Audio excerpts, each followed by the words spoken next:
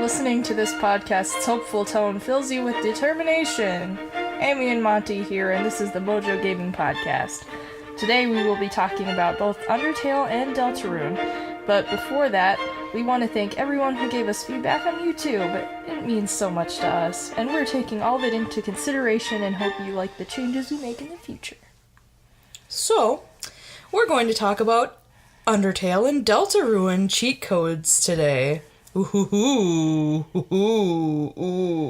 Let's start with Undertale. So, Undertale was developed by Toby Fox over 32 months. Development was financed through a crowdfunding campaign on Kickstarter. The campaign was launched in June of 2013 with a goal of $5,000. It ended a month later with $51,124 raised by 2,398 people. That is insane! And, amazing. So Fox worked on the entire game independently. Besides some of the art, he decided to work independently to avoid relying on others. Fox had little experience with game development. He and his three brothers often used RPG Maker 2000 to make role-playing games, though few were completed. Fox also worked on a number of Earthbound ROM hacks while in high school. Temmie Chang worked as the main artistic assistant for the game, providing most of the sprites and concept art. Fox wanted Undertale to have a battle system equally as engaging as Super Mario RPG and Mario and Luigi Superstar Saga. Fox did not want grinding to be necessary at any point in the game, instead leaving it optional to players.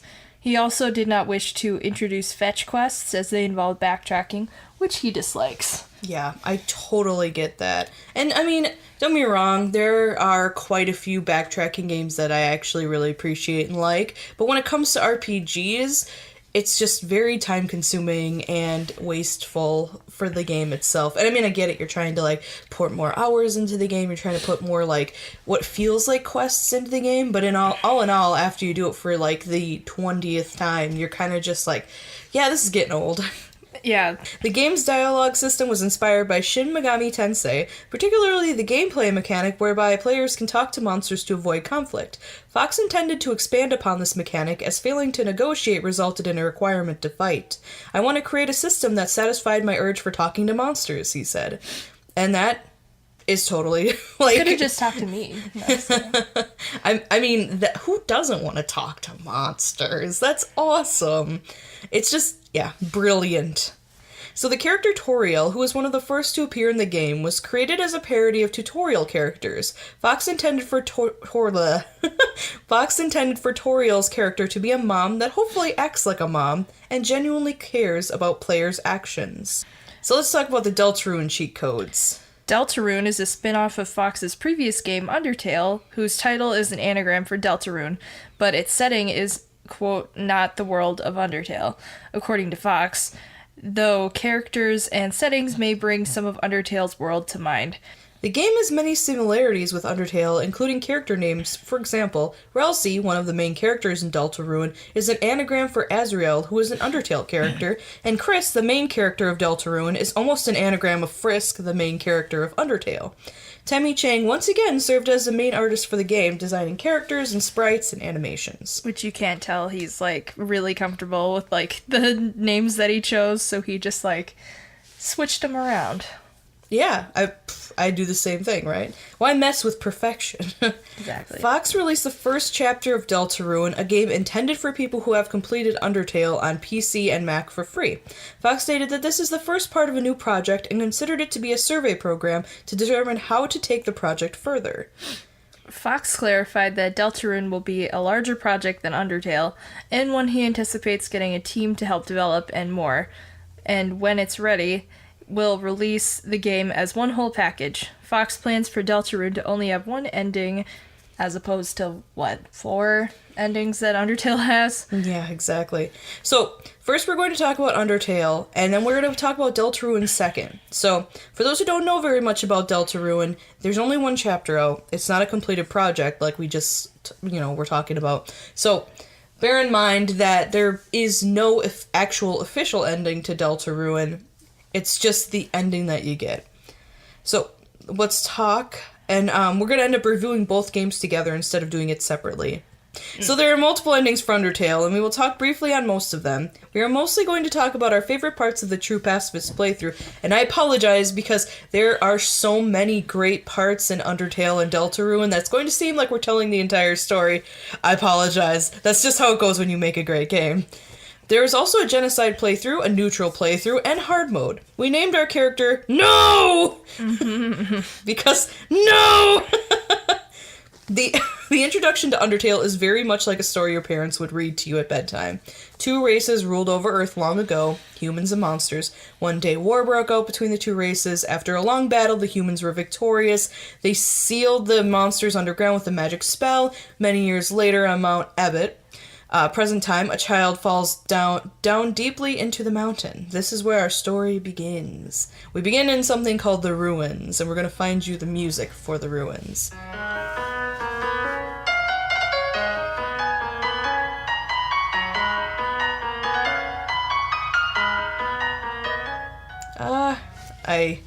Beautiful music to start out a wonderful game. You wake up in a flower bed and meet your friendly neighborhood Flowey. He's a simple yellow sunflower with a soulless smile.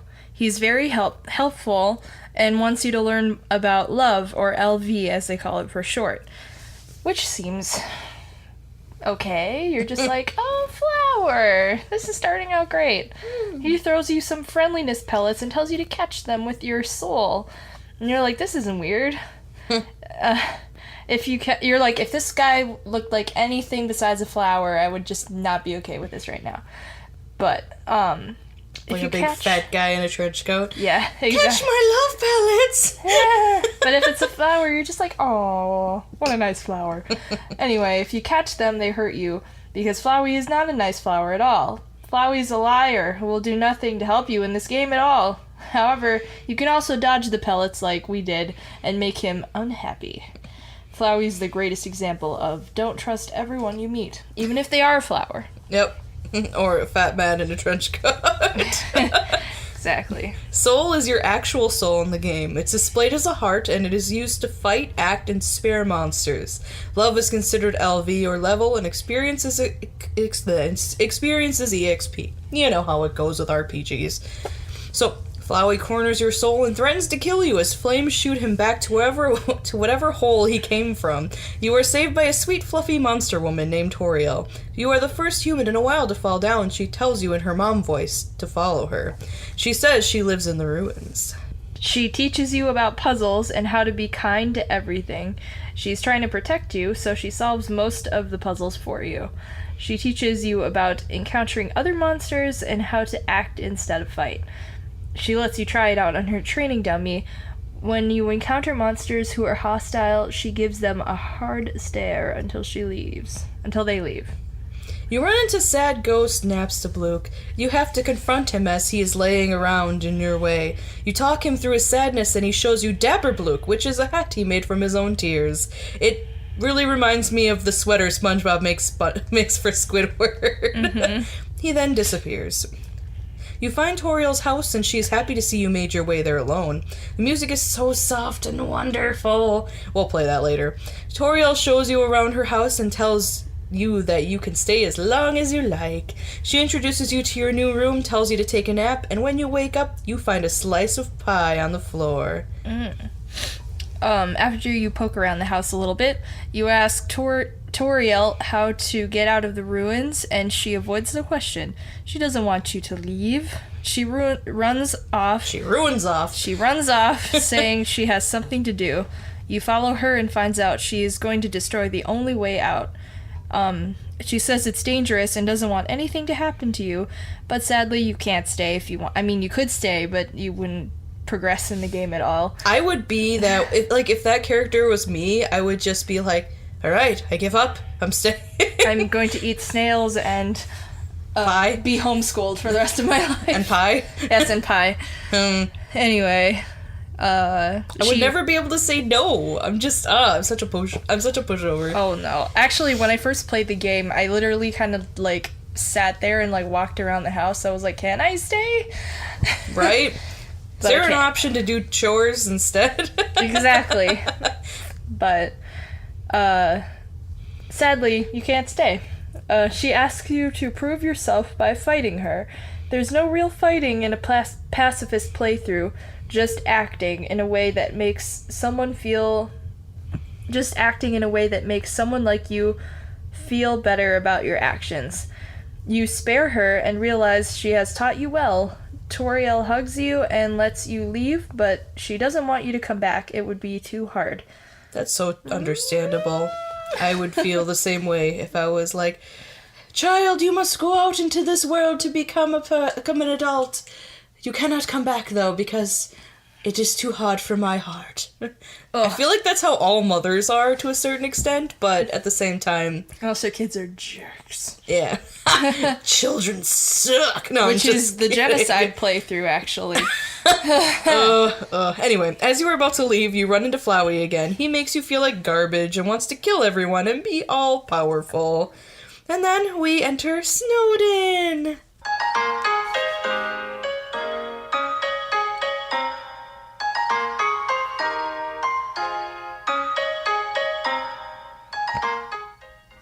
Snowdin is a beautiful place covered in snow. You meet both Sans and Papyrus here. They are two skeleton brothers who are just as unique as the two fonts they are named after.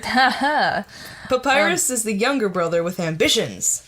He wants to be super cool and have lots of friends and, of course, join the Royal Guard. He is a tall boy, and is constantly chastising Sans for being so laid back and lazy. Sans likes to joke and keep Papyrus on his feet, but deep down he just wants his brother to be happy. He's the best older brother ever! Mm-hmm. Papyrus sets up a bunch of intricate puzzles for you to solve. Sadly, they aren't as hard to solve as he thinks they are. Sans likes that you're playing along. You encounter many dog battles on the way. Most of them are so cute, they just want you to pet them and play with them. The greater dog's armor has faces on it, and it's literally a little Pomeranian in a full suit of armor. He's my favorite mini-boss. I like the one where the head keeps growing bigger. The lesser dog? The lesser dog, yeah. You enter the town, and it's such a cute little place. Lots of monsters living in harmony. There's a place to rest, buy items, and weapons and armor. You're about to leave town, and Papyrus finally confronts you for a fight. His bone attacks are super fun. They involve jumping over his bone attacks. They really keep you on your feet. You ask him out on a date, and he finally accepts. He tells you where to meet him at his house for his date. You poach Papyrus like a rhinoceros like or the something. egg he is. Like the egg he is! But You approach Papyrus, and he takes you to his favorite place, his house. You get to explore Sans and Papyrus's house. Sans apparently has a pet rock and a sock collection. He feeds his pet rock sprinkles, and it's like so cute. Inside their fridge is a magical gateway to a dog shrine. This is only valid for the PlayStation 4 and Vita versions. However, in the Switch version, the dog shrine is a complete wreck, and there is a seal on a door that will fall off when your journey is nearly over. The doors are Joy-Con colored. Which I appreciate. Back to the date. Papyrus shows you his room. He loves action figures, and he has a sweet, like, race car bed that we all had when we were children. I wish I did. Yes. I had a bunk bed. A bunk bed. Your date officially starts when he shows you his cool dude outfit. He asks you a bunch of questions, and as long as you guess right, the date is a success. Sadly, Papyrus appreciates your interest in him, but he's not romantically interested in you. He wants to be friends and gives you his cell number. Does anyone normally go on a first date with someone in their bedroom? Nope. That's weird. If someone was like, my favorite place is my room, let's go on a date, I'd be like... Exactly.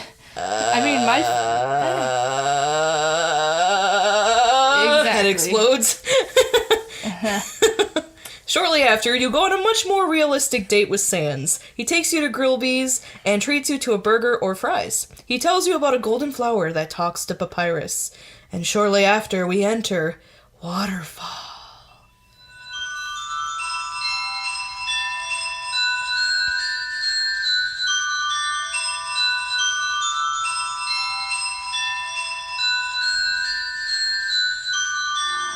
Oh, one of my favorite freaking pieces of music in this game. Anyway, afterwards you find Waterfall, a land where there's a ton of water. It's like the most beautiful swamp ever. Fairly quickly you run into Undyne, who at this point is a walking suit of armor. She's definitely got a thing against you, and she's really intimidating. Mm-hmm. Papyrus talks to Undyne about you, but is hesitant to help her find you. She's on the hunt for you. Monster Kid, an adorable little yellow dino boy, which you met in Snowdon Town, is Undyne's biggest fan and can't wait to meet her. The Echo Flowers tell you a sad story about the hardships of the monsters, and that their souls do not stick around after death. Human souls are strong and persistent. The flowers say the human souls are much stronger. They can be used to open the barrier to leave. Undyne confronts you on a bridge and tries to hit you with her spears. She corners you in some bushes, and instead of pulling you out, she pulls out Monster Kid. You find a pretty puzzle that involves a sad statue, rain, and an umbrella. It reveals notes for a piano that open a hidden room. You catch up with ya boy, the annoying dog, and he eats an artifact and leaves you alone with nothing. I think that might be the most weird part in this game. I appreciate the annoying dog, though. It's kind of like a little mascot. I guess, yeah. Mm-hmm. He's a little mascot. I don't know if we mentioned this, but the barrier is what's, keeping all the monsters, trapped underground. Yes, after the fight that they had when the war broke out. Mm-hmm. That's what the humans sealed them underground with. They're just and stay there! Yes. Undyne attacks you with spears again, and you run away until she corners you and breaks the bridge. You fall and wake up on golden flowers once again, but this time in a dump. You pass a training dummy that is possessed and is going to fight you because you offended its brother in the ruins. That's a very interesting boss battle, by the way. It's very, very... Yeah. It's also the only one that doesn't change, regardless of what ending you're trying to get, you literally just, yeah. But it's a fun battle nonetheless. Napstablook actually saves you with his tears from that guy, and you go back to his place to hang out. Yeah, it's kind of funny because the dummy's like, is that acid rain? And it's like, damn Napstablook, what the hell? I mean, I guess a ghost tears would they be toxic? I don't know. Maybe to this podcast is not about ghosts. Maybe to a possessed dummy. Oh yeah. He shows you his sick music he makes and serves you a ghost sandwich. You then both lay down and contemplate the secrets of the universe. Napstablook calls this his self-loathing ritual. I call it one of the most beautiful little scenes in the game. I really appreciate it because that's exactly how I feel after I eat. Floating through space. Yep. Like a rock. I'm like, are we not so much bigger than we think we are? What is life? Yes, what is sandwich? What is sandwich? Temmie Village. You find a hidden little village that have Temmies! Temmies are a cute little cat monster creature that talks exactly like a kitten would. They're super cute and want to go to Tem College one day. Tem College. It's a nice break from the seriousness of Waterfall. And they're like, hi, I'm Temmie! It's so cute. I was gonna say they talk like a kitten, but on energy drinks. Depends. Oh yeah. Aren't all kittens on energy? That's true. But just hyperactive. They're all on 5 hour energy drinks because then they have to sleep for 10. Yes. But also, if I was Temmie Chang, I totally would have worked my persona into a game. You know what I mean? Yeah. If I was working on a game, I appreciate what she did. So mine would be Emmy! Instead of Emmy Village! Emmy Village, no! Emmy wants to go to college one day. Emmy wants to go to flight school one day. I don't know what the difference is. Monster Kid meets up with you on a bridge and almost falls off. You save him and he tries to protect you as Undyne approaches you. Undyne. Oh yes. She's so creepy and so cool at the same time. So badass. Yes. Undyne finally decides to fight you. Her attacks are interesting and new. It's a combination of following arrows and dodging her spear attacks. If you flee from her fight, she gets super angry. She chases you to the hotlands and gets thirsty, so you water her like a good fish. She is so badass looking, she's the head of the royal guard and looks up to Asgore, who you don't know yet. Undyne finally backs off and heads back to Waterfall. Papyrus calls you and tells you to meet him at Undyne's house in Waterfall. Undyne is not too happy about this, but Papyrus challenges her to be your friend. She makes you feel nice and comfy by making you tea. She then proceeds to give you a cooking lesson. Undyne shows you passionate cooking, and everything goes well until she burns down her house. She decides to live with Papyrus. And then we get to Hotlands. It's hot. It's so hot.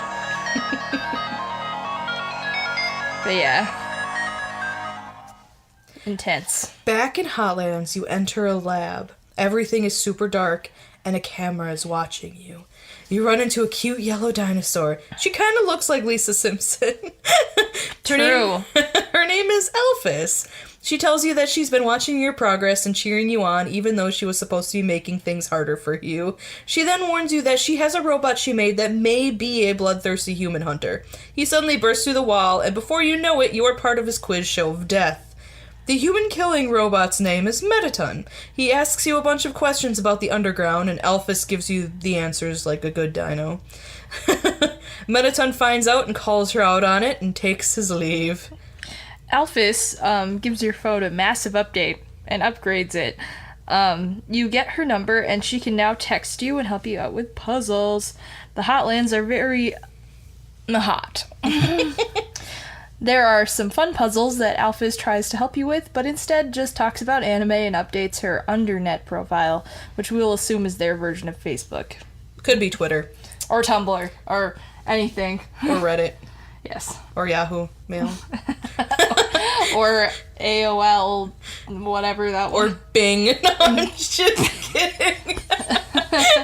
After helping an adorable guard couple figure out their feelings for each other, you find something sticky. It's a bake sale, but everything's so expensive. You keep going and run into an angry spider who is upset because you were too cheap to afford something at her bake sale. Her name is Muffet, and if you don't buy anything at her bake sale, this can be a pretty long battle. So let's find the music.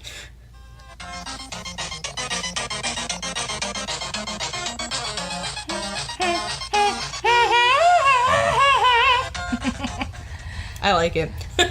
Her attacks totally remind me of Frogger. You can only move vertically and diagonally to avoid her attacks, and if you did buy something, you can bypass the whole thing by eating the pastry in front of her. She's like, hey, where'd you get that? Yeah, her little spider boy comes by with a note and is like, oh, I see you did buy something. It's like a receipt. She is a very dainty spider gal with a cute bake sale mom demeanor. Yeah. Like, I must sell all of the bakery. Oh, come on! Sorry. to pay for my son's, It sounded like Anna's voice for some reason. Anyway, sorry. Shortly after your run-in with Bake Sale Mom, you run into Metaton, who is putting on a play where you are his beloved, and he is serenading you. It's very strange, in a morbidly aggressive way. He traps you with a very elaborate puzzle, and Elphys once again saves the day. You run into Sans, and he invites you to get food again, and tells you about this door that he told knock-knock jokes to. Turns out someone was there and started saying jokes back. He thinks she's funny, and hints to it being Toriel, since the ruins in Snowdin are connected.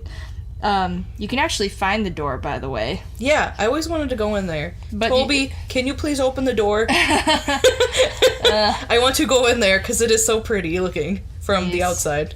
I guess I can't see what's like from the inside, but anyway.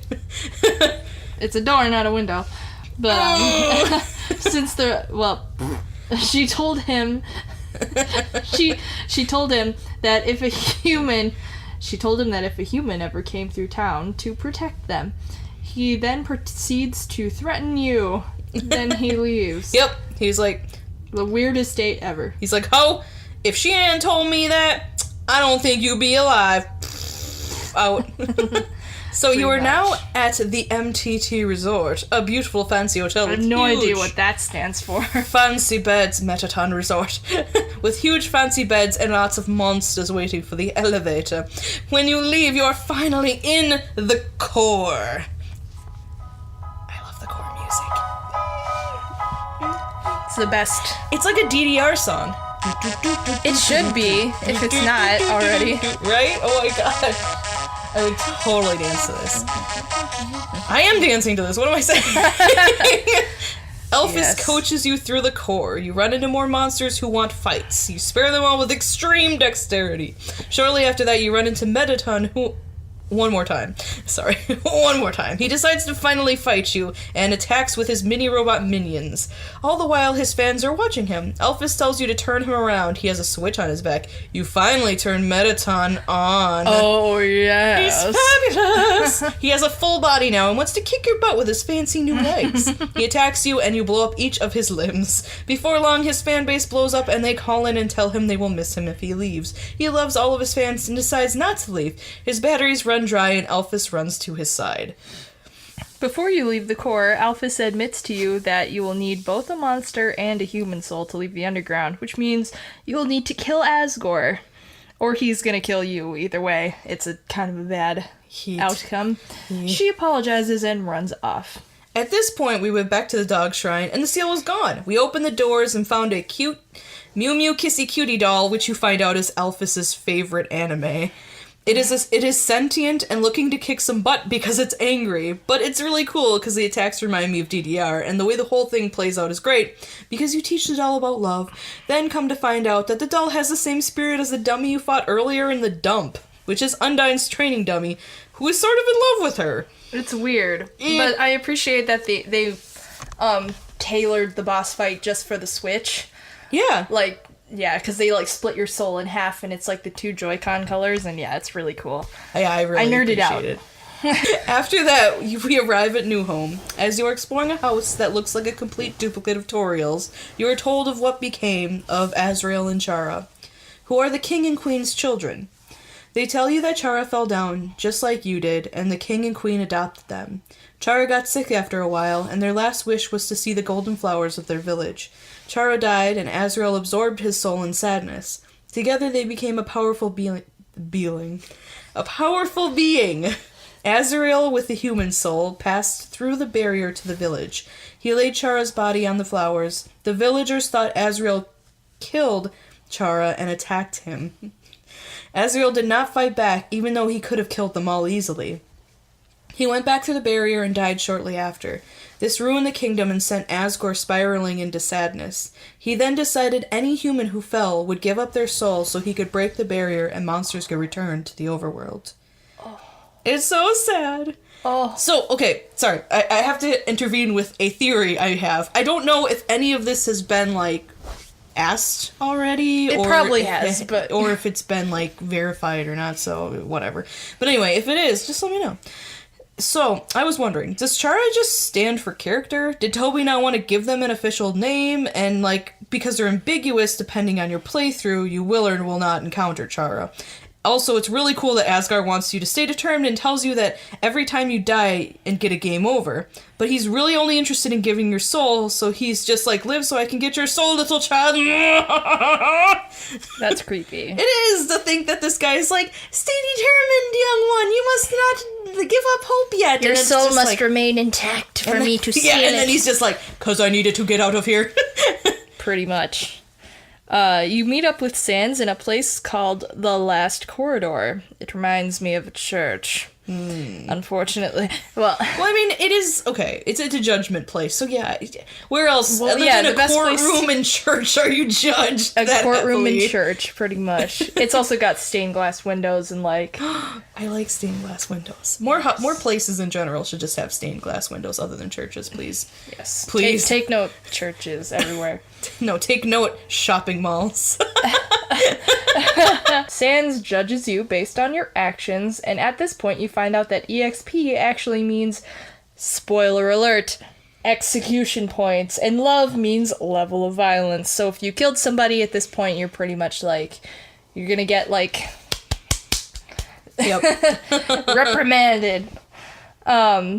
He says you have been a good noodle and allows you to pass because we didn't kill anyone. There is a cute trick you can do at this point to get into Sans' bedroom. Oh! I know this sounds weird, but bear with us. If you reload the game at the save point, and before Sans approaches you, he will tell you to reload the game once again, and he will give you a secret keyword. Once you reload, he whispers something in your ear and tells you to reload and tell him the secret keyword. You tell him the keyword is, I'm a stupid doo-doo butt, which he says is not his secret code keyword, and tells you to reload and whispers the actual secret keyword in your ear. You tell him the secret keyword is actually, I am the legendary fart master. The key farts onto your keyring and you can go snoop in his room. Do it. We're not even going to spoil it, so just do it. We told you how to do worth it. Do it. Just do it. Just do it. Do it. On your way to meet Asgore, you find a room full of coffins. One even has your name on it. Yay! You find Asgore gardening in his throne room. He's firm but kind, and he knows what you both have to do. He then takes off of his cloak. I'm just kidding. That took a turn. A turd. He then shows you his bear. No, just kidding. No! Why are we writing Asgore fanfiction right now?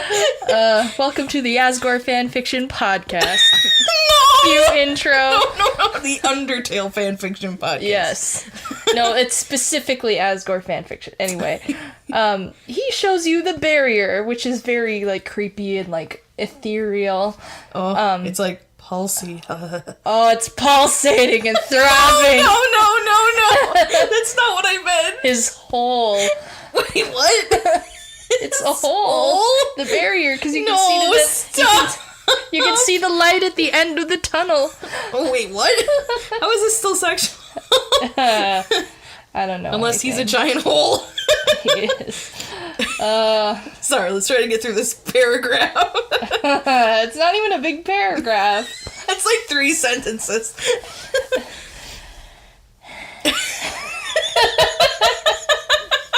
He explains that there is only one way out of here. There is no option to spare him. He's gonna have no mercy on you. Oh!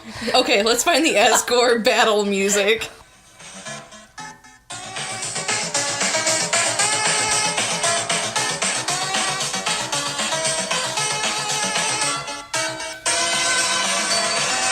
It's so majestic. Majestic, that's what I meant to say. Okay, sorry. It's so amazing. He fights with this epic red trident. His music is so regal and his attacks are just... It's the most perfect battle ever. He attacks mostly with fire magic and his spear. Asgore is the first character you have to intentionally kill, as he is not going to give you the chance to spare him. After he is down to 1 hit point, he apologizes for being so aggressive. He misses his family, Toriel, his wife, and just wants to be happy again. You show him mercy, and he's so happy you want to stay with him and Toriel. Just when you think everything is good, Flowey surrounds Asgore's soul and kills him, taking his soul in the process. Flowey has this wonderful little speech about how being a good person is useless. He takes all the souls and merges with them. He tells you everything is futile and that you won't be needing to save your file anymore. You won't be needing your save file anymore. At this point in the game, it gets this amazing, like, eternal darkness feel to it. The game crashes, and in the PC version, it actually boots you out of the game, but it fake crashes in the console versions, which totally reminds me of Eternal Darkness. Exactly. You are now left to battle with one of the creepiest mofos ever. Photoshop Flowey, which is, like, the most creative name for... I mean, you gotta give him props for calling him Photoshop Flowey. Exactly. It does kind of look like they photoshopped, like, a bunch of, like, plants and, like, intestines into a big monster. It's but so weird. You hear that and you know you're screwed.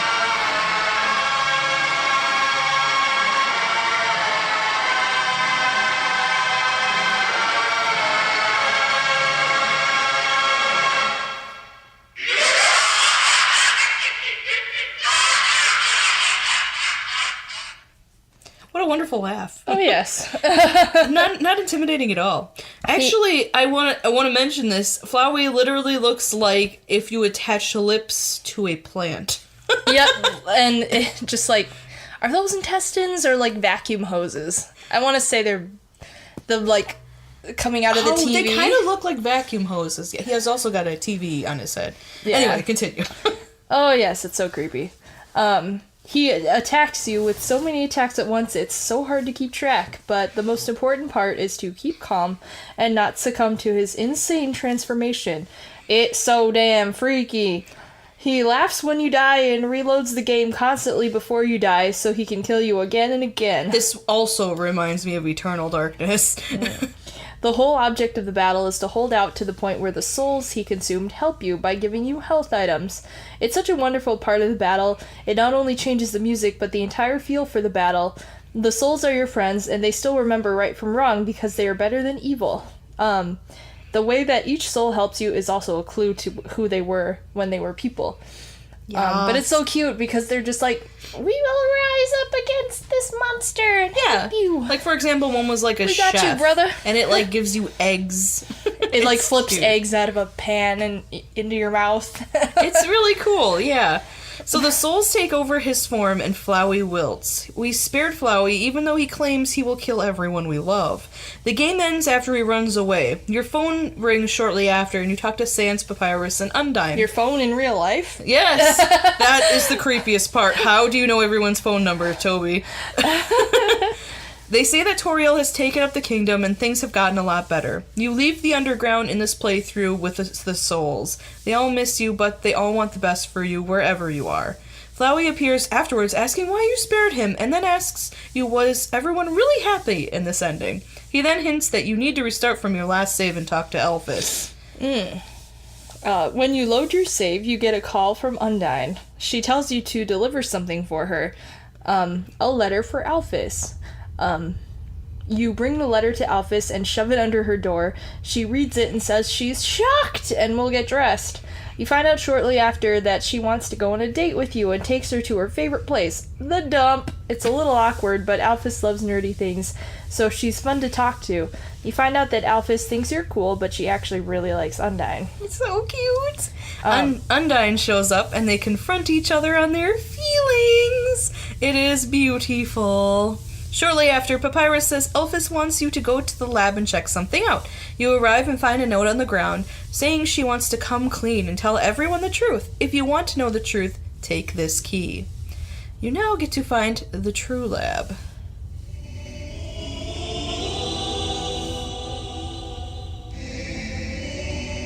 It's very spooky and dimly lit. I appreciate this part so much.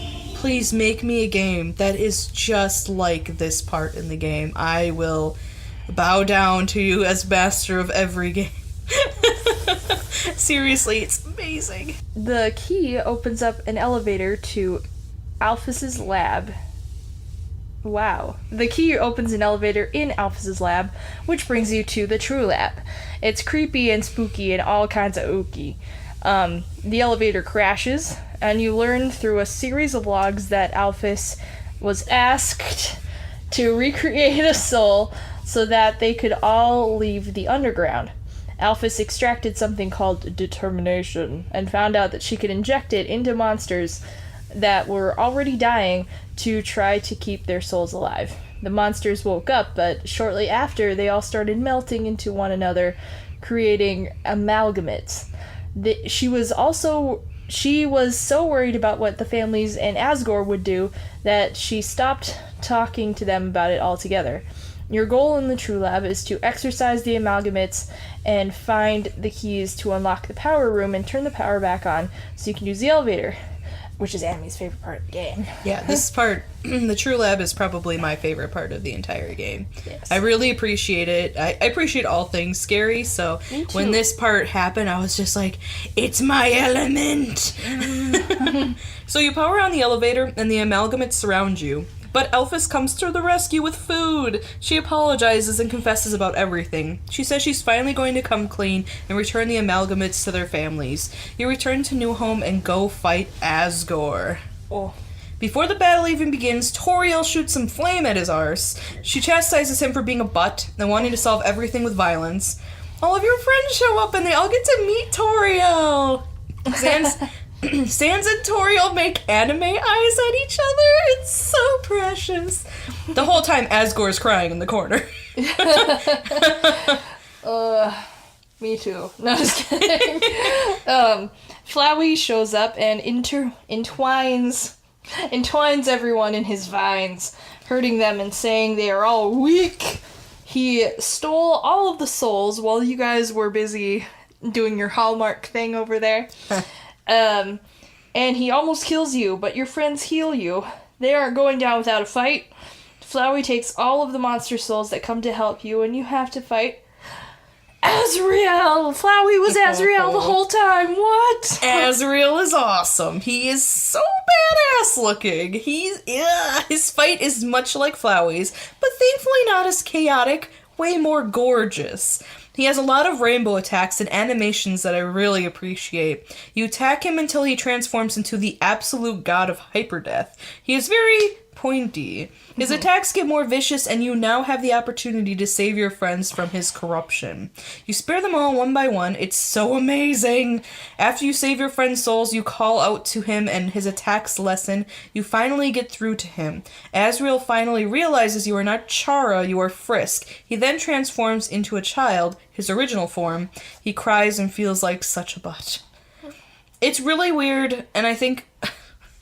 Like, I still, to this point, I like to just, like, everybody in this game refers to you as Chara, which is so messed up when you think about it. They think you are Chara. Like, they never actually ask you, what's your name, child? They're just kind of like, oh, you look like that one kid, so I guess we're just going to keep calling you that one kid, even though you're not that one kid.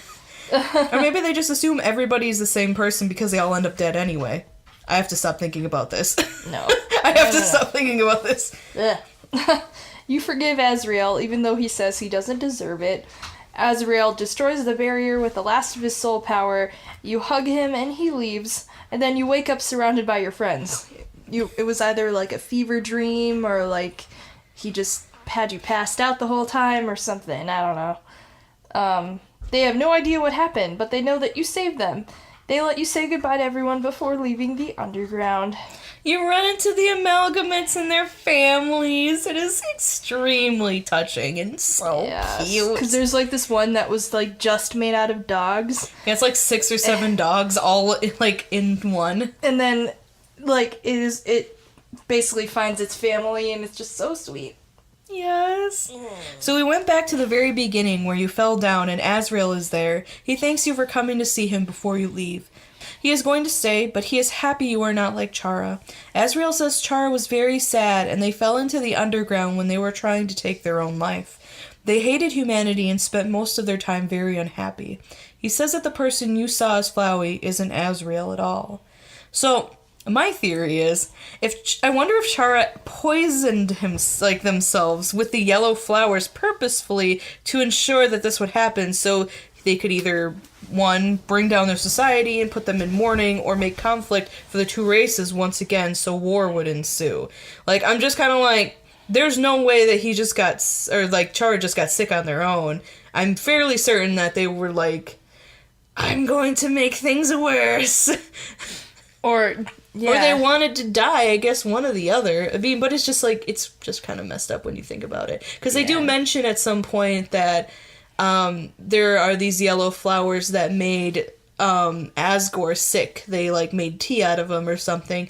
And I wonder if that's, because they also mention having the yellow flowers again later on, and I'm wondering if that's how it happened. And maybe that's why when he died, or when Chara died, he became a yellow flower, because that's how he died. I just appreciate that they made Chara, like, they gave them a motivation for being so evil. Like, they were just horribly sad. Yeah. And then they just kind of, like, hated everything. Yeah. That just became their whole, like, life. It's so messed up. But at the same time, I mean, it's something that's totally plausible and could happen. Back at the end, you leave with everyone, and they are all in awe over the sunset. You become the human ambassador for the monsters. And Toriel asks if you have a family you have to get to. I always say, no! You get to go home with her. this is the end of the True Pacifist playthrough. Yes. You get to go home with Toriel and say screw you to whatever family you might have had before. My favorite part. That would have been me. Yeah, I'd have been like, bye, literally Mom. would have been me, yeah. I'm gonna go live with Toriel. Tutorial. Goat mom. Yes. So we're going to briefly talk about the genocide playthrough and the neutral playthrough. In my opinion, you should start with the neutral playthrough. Just go into the game and play it however you want to play it. Yeah. Don't be like, oh man, I gotta kill everyone the first time, or oh, I have to save everybody the first time. Just go into the game, play the game. Don't worry about what kind of ending you're gonna get. It doesn't matter which ending, like which kind of playthrough you play. They all have a different ending, so there's no rush to like try to like make sure you get one or the other, unless you've already played the game and you just want to get those endings. The genocide playthrough. So imagine playing how we just played, but killing everybody instead.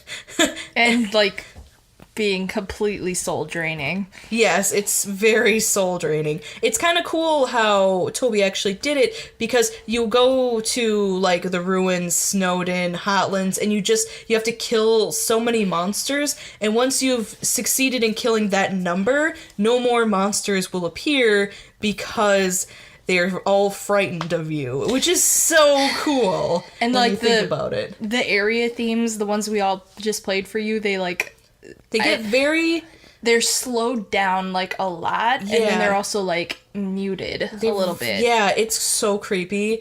And like, of course, instead of being friends with all of these like people, you actually have to fight them instead. And Undyne is hard.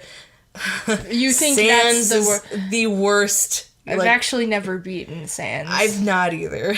I'm hoping one day that we will actually, like, beat Sans. And one of y'all, like, you gotta do it and, like, tell us how it was. Yeah. Whoever has beaten Sans, like, let us know in some sort of way in the comments, and just, tell us, like, what it was like and how long it took you and what, like, methods you used to actually beat him, because real hard. You will have our eternal, like, I don't even know what respect. MojoGaming respect. Yeah, I don't even know what the genocide ending is like, because I've never played through it. It's the only ending I don't know anything about. Exactly, so that's your homework. But anyway, yeah, so can't tell you anything about the ending of the genocide run. All I can tell you is that everybody dies. So I'm going to assume that probably you end up taking all of the souls from Nazgûl and leaving.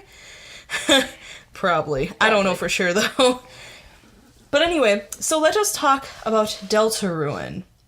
So, Deltarune starts out in a way different, like, kind of way, which is great. You don't want two of the same game. But let's find the music that this game starts off to. It's like, it reminds me of, like, a wave washing over you. I can see that. And I love it. So you start off with this like super ominous music, and the game asks you a bunch of questions about how you want your character to look and what kind of person you are. You even get to make your own character. The game then discards all of your choices and tell you that no one can choose who they are in this game, which is awesome, because I'm like fairly certain it's a huge metaphor of how you could choose who you were in Undertale, but this time will be completely different. It's almost like luring you into a false sense of security. I love it. Exactly. Your character's actual name is Chris. You wake up in your bed and someone is calling you to get ready for school.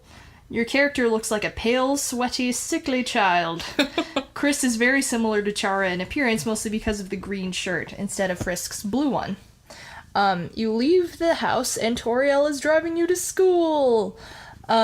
She says that Asriel will be visiting from college next week, and as she drives you to school, you see all of your old Undertale friends. Even the music is kind of Undertale-y. Yeah, it really is. I love that Undertale-y is now a verb, or an adjective. Undertale-y. So Elphys is your teacher! It's so cool that a lot of the Undertale characters are integrated in Deltarune.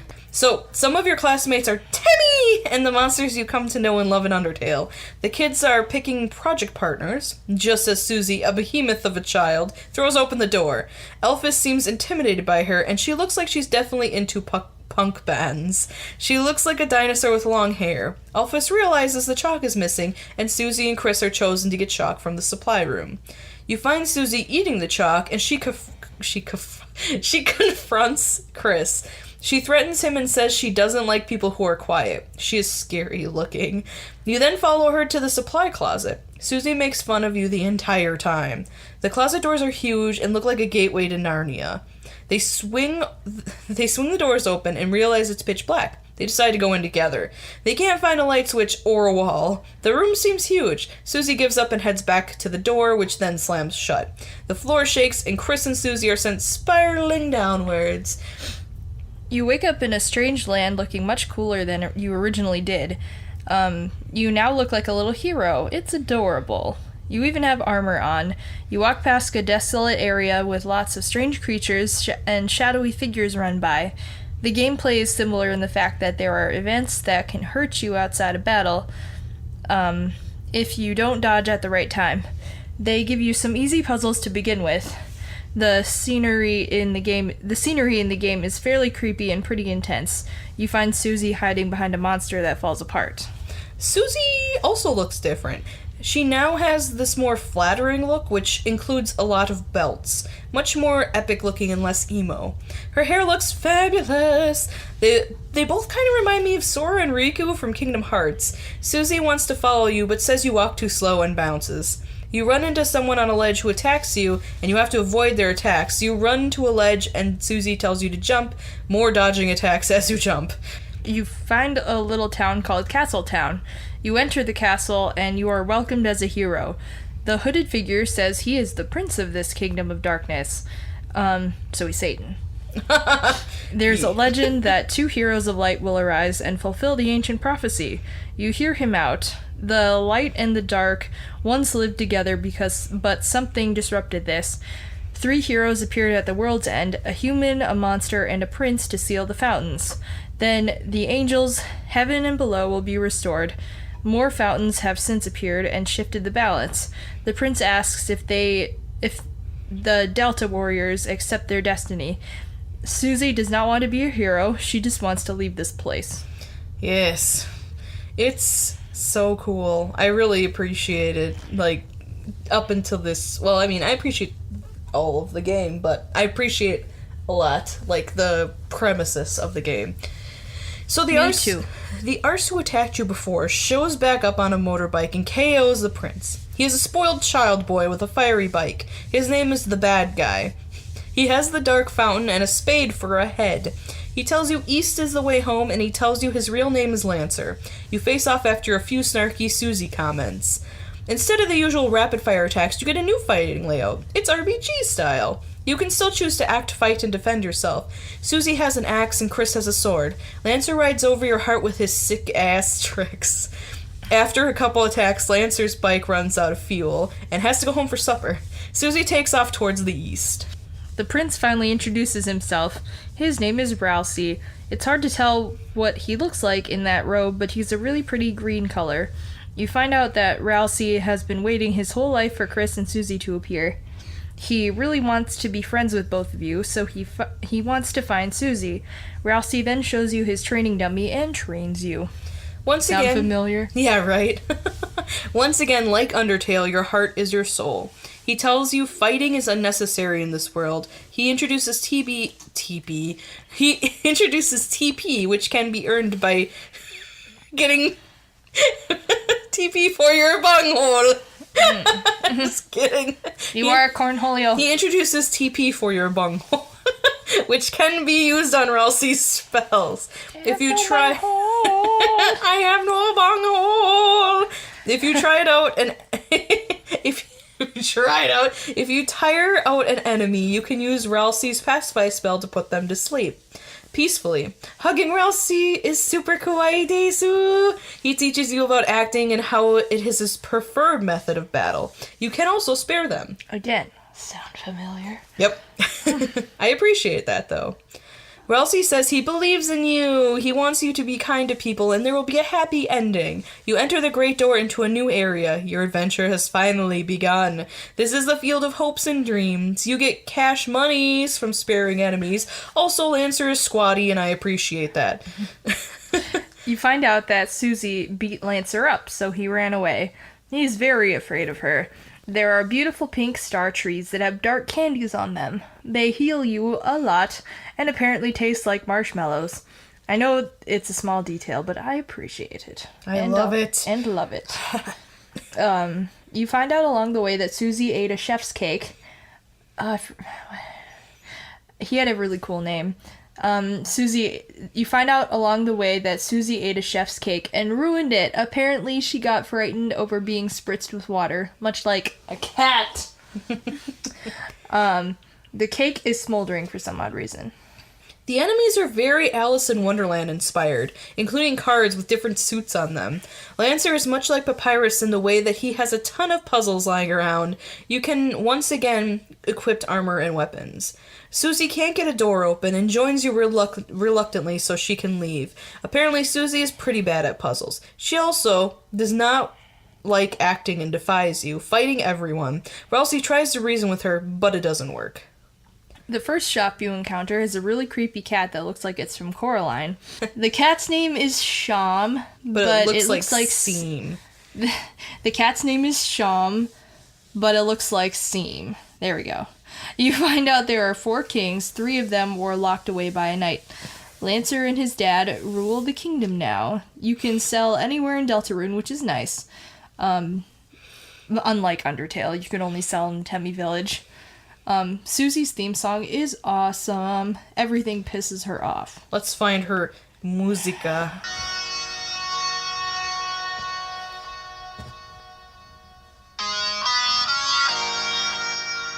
Yeah. It's very guitar solo-y. The enemies run around, and if they touch you, you must battle. With Ralsei and Susie, it feels like Chris has a guardian angel and a devil on his shoulder. You find out Ralsei can perform actions on multiple targets instead of one at a time. This is awesome and makes it so the battles aren't drawn out forever. Lancer forces you to choose a name for your party. He ends up calling you the Lancer Fan Club.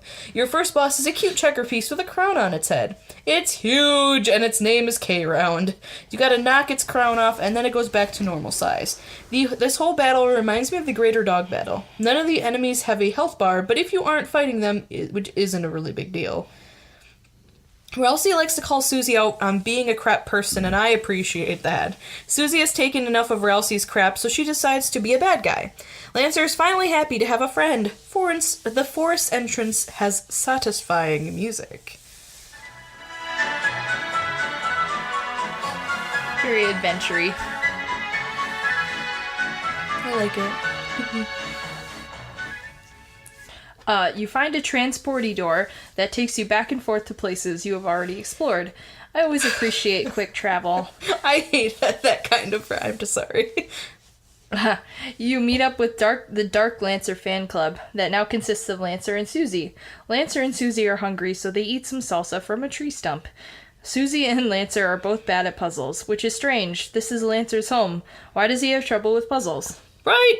You run into Clover, a tri-headed demon cat thing. She is adorable, and it's her birthday. They add the traditional bake sale, which is actually really cute. Lancer and Susie are a great couple. We came up with some ship names for them. Slancer, Lucy, or Lancy. Mm-hmm. Tell us your favorite one. Tell us your favorite ship name. In the comments. Also, I think we came up with some for Toriel and Sans, but it was Soriel or Saniel. Saniel. Saniel, my favorite. Whichever one. Hashtag Soriel. Hashtag Saniel. The dancing paper monsters totally remind me of Fantasia, and I love them so much. I really do. I love Fantasia. You then get to create a machine for Susie and Lancer to thrash your own ass. You can make the machine useless or incredibly badass. We created a duck. It tells you your machine sucks ass, is that okay?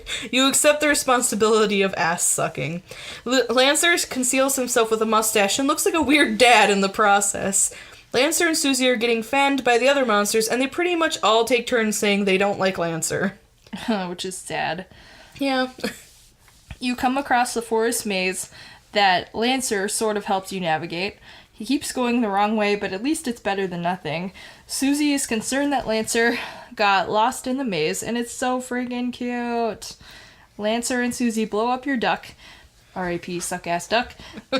Susie says she will only join back up with you if you beat her. Otherwise, you'll have to join the bad guys. You convince Lancer to like you and he decides he doesn't want to fight you. Susie agrees. She says she is still going to fight, she is not going to act. Lancer joins the team, but at a weird distance. He doesn't follow behind like the rest of the party. Susie and Lancer are still an amazing team. Lancer's dad hates Lightners, but if Lightners and Darkners exist together, they are happy. You find the castle and you see the dark fountain coming out from the top of the castle. Lancer runs off after Susie says she's gonna beat up his dad. Sounds like some kind of, what was that guy who, like, not Maury, Jerry Springer. I want to beat up your dad. No, I don't beat up my dad. This is before my time.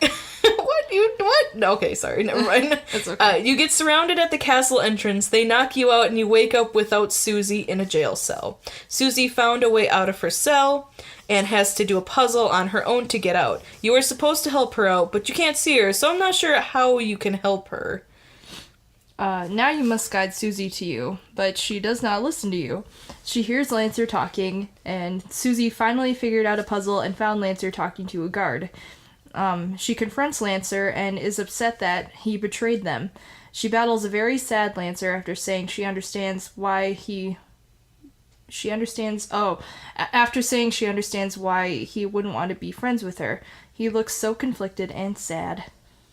Lancer won't get out of her way, so she keeps attacking. She thinks he doesn't like her. He starts shaking the more she hits him. All of his attacks miss Susie. Susie misses because she doesn't want to kill Lancer. You find out he does not want you to kill his father, which is why he locked you up. Susie promises she won't kill his dad. They will just talk things out. Lancer doesn't think it will work, but he's willing to give it a try. Susie's genuine smile is so adorable. And Susie finds you both and frees you. Susie says she wants to learn how to act instead of fight, and Ralsei is finally happy. Susie says she will listen to Chris's commands during the battle, and Susie joins the party for real this time. You explore the castle and come across a room that traps you in it. You finally meet him! Rules card is amazing and dapper and bay! He gives you the most basic puzzle ever, but he's so suave! Susie is terrible at flirting, and we still love her. You then find Rules' hip shop, which you're going to play the music of. Rules is my favorite character, if you can't tell.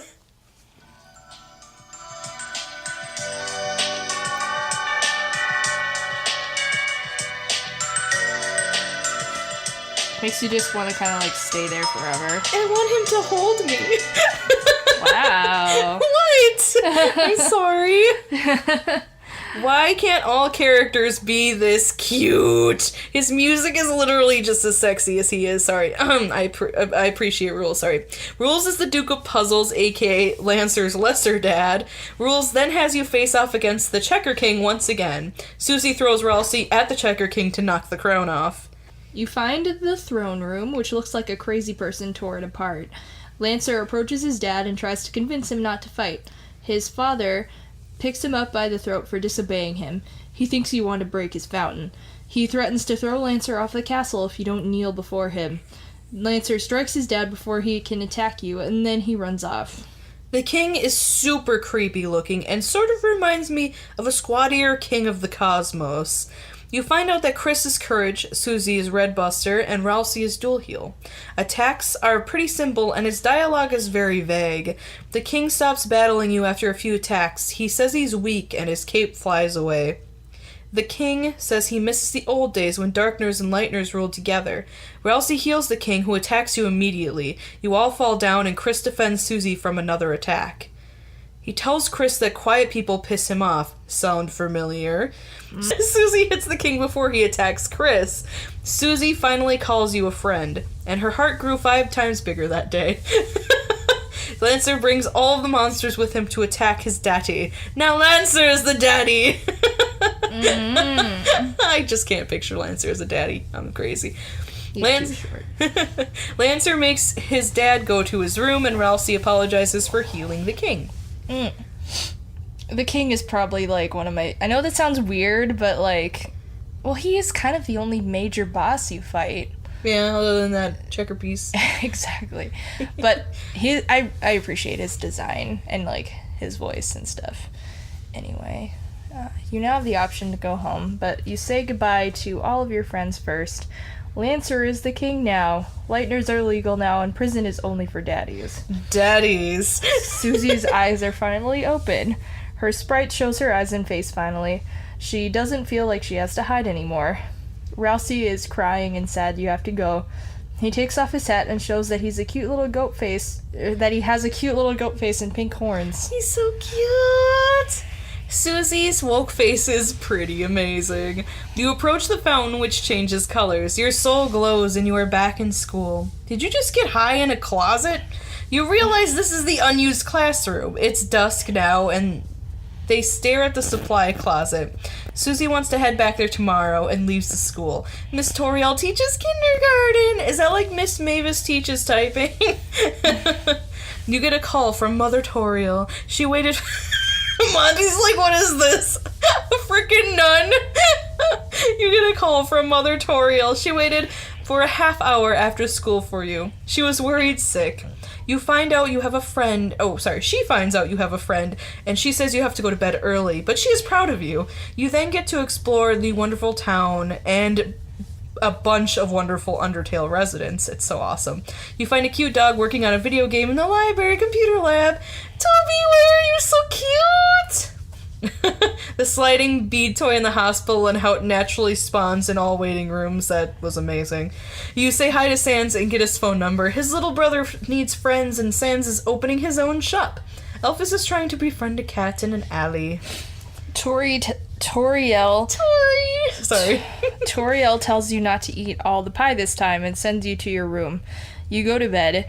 This end bit is pretty disturbing. I absolutely love it, but I don't want to ruin it for anyone, so if you haven't played it yet, please check out this ending. It's intense and amazing. Yes, please do. No joke. Yep. So all I'm going to say on the ending is that my absolute favorite part of both games, that doesn't just have anything to do with, this is both games, is that the hero never actually feels anything.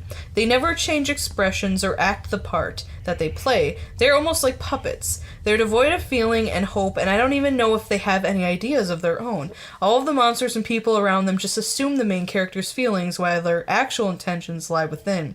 Does this mean anything? No idea. But if there is some truth to this, you are making this game so right, Toby. So let's talk about the pros and cons of the game. One of Amy's favorite things is that everything is timed so precisely. The music, the gameplay, the attacks. Yes, so true. The dynamic border option is awesome. They let you name your character. I appreciate that. Saving in the game not only heals you, it also fills you with determination. Toriel is best mom. All the characters are interesting in their own way. The bird of intense flight that delivers your arse to town and back. It even has its own song. It has its own song. The Kickstarter credits are so incredibly moving and awesome. It's the best thing ever, and I think it's the best use of a bunch of people who contributed to a game. It's like the best use of names ever. Ever. After the credits, Toriel brings you a slice of pie in the middle of the night and leaves it on the ground. She's officially the Santa Claus of pie. That's in Undertale, by the way. Yeah, it's like, we don't want to spoil the ending. Whoops, we just told you. No, just kidding. That's not what happens at the end of Deltarune. Exactly. The graphics for both games are amazing in their own way. It's wonderful to see the ways that it has changed since Undertale. And I also appreciate the sound of footsteps in a game. I think it's a really good element to add to a game. The new RPG style for Deltarune is very awesome and refreshing. I love Lancer's derpy face, and I love that his tongue is always sticking out, and it's adorable. I love that he gets flatter the more embarrassed he is. Yes, that too. I do too, actually. It's incredibly clever to make a character you can't control in your party, which of course is Susie. Yeah, I have very rarely seen that in video games, and I just appreciate it so much. So, this is gonna sound weird, because this is not something that normally happens, but I really can't think of any cons for these games. I, tried talking it over with you, and It's too amazing. It's not that it's amazing. Yes, there are things that you could complain about. There's always going to be something you can complain about. But it's not anything that it doesn't take anything away from the game. It's not anything which, you know what I mean? It's not anything where you're like, oh yeah, this was buggy, or this was, dumb, or this was, too hard. There's nothing like that in this game. There's no bugs. There's no hard elements that you can't overcome. Exactly. Other than Sans, but that's not even a con, because it's amazing the way that it's laid out. And I'm glad that it's as hard as it is, because it should be hard. Mm-hmm. And, I mean, there's a lot of, mysteries, and, the endings thing. If you didn't know anything about Undertale, you would just play it once and just be like, oh, cool. Yeah, there's, so many Easter eggs. It's nothing you can't look up. Exactly. Yeah. So we don't have any cons for this one. I don't know if that's a good thing or a bad thing, but I'm going to say it's a good thing. Who is your favorite character, Monty? In both games, or... Yeah. I like Sans, because I appreciate fourth wall breaking, in any form. And, yeah, Sans is kind of weirdly omniscient, but he is also just, a regular guy. So, yeah. And he's also really terrifying if you piss him off. So, yeah. So true. Sans is a great character. I really like Toriel, and that's an obvious, I always end up going for the character that is the most, chaotic loyal. I don't know, I always do. Just, the nicest character, the best mom is always, my threshold. That's why I love Rose Quartz so much in Steven Universe. It's you're so soft and fluffy. Be my best friend, please. Mm-hmm. So who's your favorite character in Deltarune, then?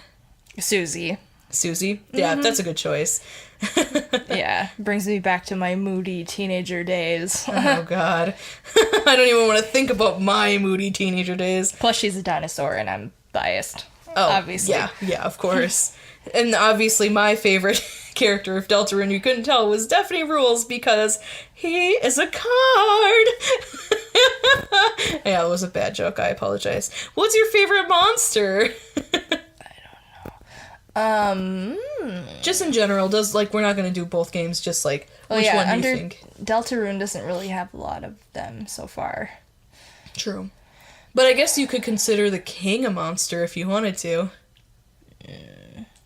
We're talking about, those little side, the monsters you, encounter in, forests and stuff. I remember you said you really liked the Amalgamate. Oh. Yeah, I like Lemon Bread. Oh, yeah, that's right. I don't know if she's my favorite monster, but yeah, I like Lemon Bread, the Amalgamate. I really like Night Night, and I really like that it looks like a huge, guard dude, but it's really a girl, and she, shoots, stars and stuff at you. Oh, I just appreciate that so much. She's so pretty. Mm-hmm. Sorry, I could talk about that specific, that specific monster for a while. But anyway, is it for children? Who would you recommend play this? Well, it is rated E, which is great. E for everyone. There's some fantasy violence and some scary themes, but Deltarune doesn't actually have an ESRB, so I would think it would still stick at an E rating, honestly. There's a bit more on the creepy side, but all in all, it's still mild violence. So, Monty, how would you review Undertale and Deltarune? 10 out of 10. Really? No questions asked. That's so awesome! I too rated a 10 out of 10!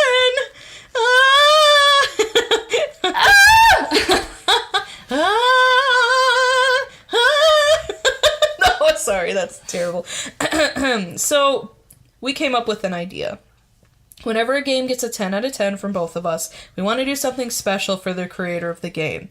We decided to call this idea the MojoGaming Award of Excellence. I know you can't see what we have, but I assure you it's a banana-shaped award that says Toby Fox on it.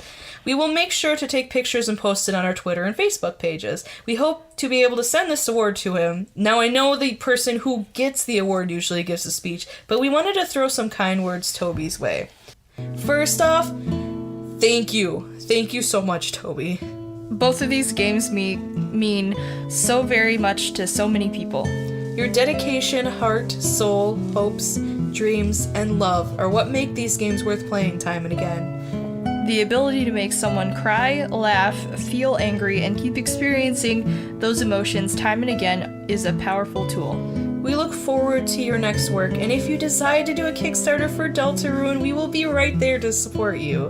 This may look like a silly banana award, but it's something more than that. It proves that in a bunch of people in your industry, you are one of a kind. You are, and I appreciate you so much. I feel like I wouldn't be the same without Undertale, and that's literally, I'm not exaggerating. Yes, and like I want all of you, anybody who has played this game and is in love with it as we are, just like leave some words of like kindness under this video, and just under the YouTube video or on Facebook, Twitter, wherever you want to do it, just leave some words of kindness and things that you want to say to Toby because you feel this way about him. Leave all of the nice things because he totally deserves it. And you're wondering why a banana? Why not? Yes, why not a banana? It is a beautiful banana. Yes. I can't wait to show everybody. So feel free to leave us feedback. We are so grateful for the feedback we've gotten so far. We're a very, very small podcast, but we totally appreciate every single one of y'all. Every piece of feedback is astounding, and we love you so much, all of you. I will take out my list of everyone. No, I'm just kidding. I don't have a list, but thank you all so much. And you feel free to follow us on Twitter. We have MojoGaming Podcast. We also have the MojoGaming Podcast fan page on Facebook. And then I am at MojoAmi. And I am Monty Rex with 2 X's. On Twitter, and you can also email us. We are mojogamingpodcast@gmail.com. Thank you again for all that you do. It appears you have reached an end. Why do you always do that? I don't know.